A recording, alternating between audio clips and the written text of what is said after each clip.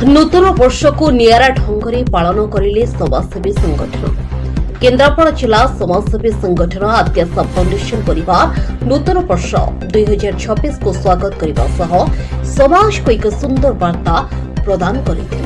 आज युवपीढ़ी बदमांसरे मातुवा बेले आज ए समाजसेवी बंधु मैंने जहाँकि परिवार संपादक दीपक जनक नेतृत्व में परिवेश को रक्षा करने वृक्षारोपण करने असहाय परिवार पाखे पहुंचवा सहित मुख बधिर विद्यालय पहुंची पिलामानंकु नूतन वर्षर अभिनंदन जणाई रास्ता कड़े शीतरे रहुଥିବା किछि असहाय व्यक्ति मानक परिवार सदस्य बंधु माने कमल प्रदान करी समाज पाई एक सुंदर उदाहरण सृष्टि करिसेंति।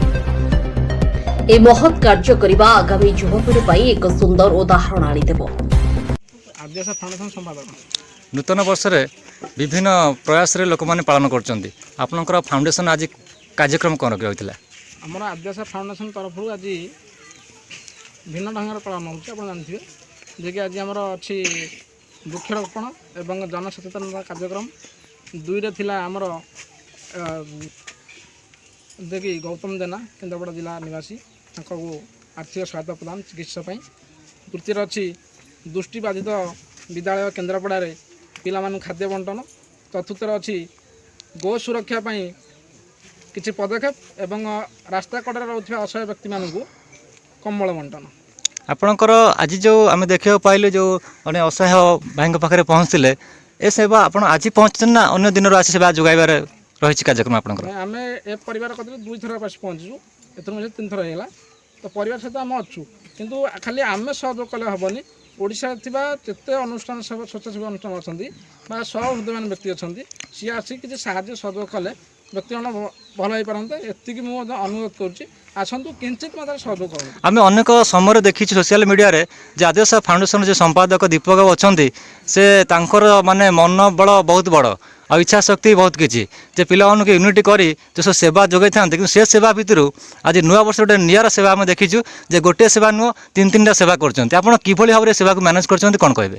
नहीं सेवा करने समय किसी सीमा न था मनोबल था दरकार। तेणुक आम कौन आम आज बहु माने अन्य कम कर आम से सब ना आम प्रति वर्ष आद्याशा फाउंडेशन तरफ आम यही ढंग से नूतन वर्ष पालन कर। धन्यवाद। पाखरे आसे समस्ते आद्याशा फाउंडेशन भाई मैंने पहुँचते भाई मान मो रोग कथा सब कहली मुझे परिस्थिति जो भाया परिस्थिति पड़ी रही कौन उद्धार पाइबी से भाई मैंने मतलब साहय सहयोग कर मो झी दी जन कमी मनीष करी मोर आवेदन कर। आपण एका नुहति आपण पाखे बर्तमान भौणी माने भाई माने एमती बहुत आसी पहुँचते एका केवे आपन को लागिबो नाही सुख दुख रे आपण पाखे साथी होबा पई ए नुआ वर्ष गोटे नुआ प्रयास रखिचंदी। धन्यवाद। मु उमाकांत मिश्र घर दक्षिण पारी मु आद्याशा फाउंडेशन एक एडवाइजर हिसाब रे मु रही।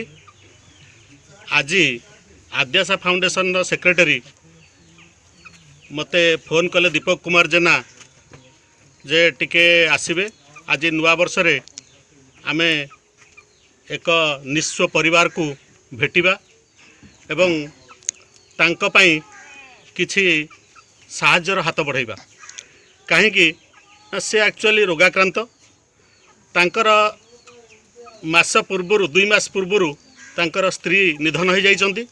तांकर 2टी झियो से अढ़ंगा निवासी ना जेना एवं तांकर आरोग्य पाई से सम हॉस्पिटल जाइथिले सेठू डॉक्टर परामर्श क्रमे से 10-12 दिन है आसचंती घर को। यही परिप्रेक्षी रे तांकर अवस्था बहुत गुरुतर थिबारु आद्याशा फाउंडेशन सेक्रेटरी दीपक कुमार जेना समस्त को आमंत्रण करी एठारे आमे आसी पहुंचीचु। धन्यवाद सर। धन्यवाद। केन्द्रापड़ारू अक्षय मल्लिक रिपोर्ट G9 ओडिया।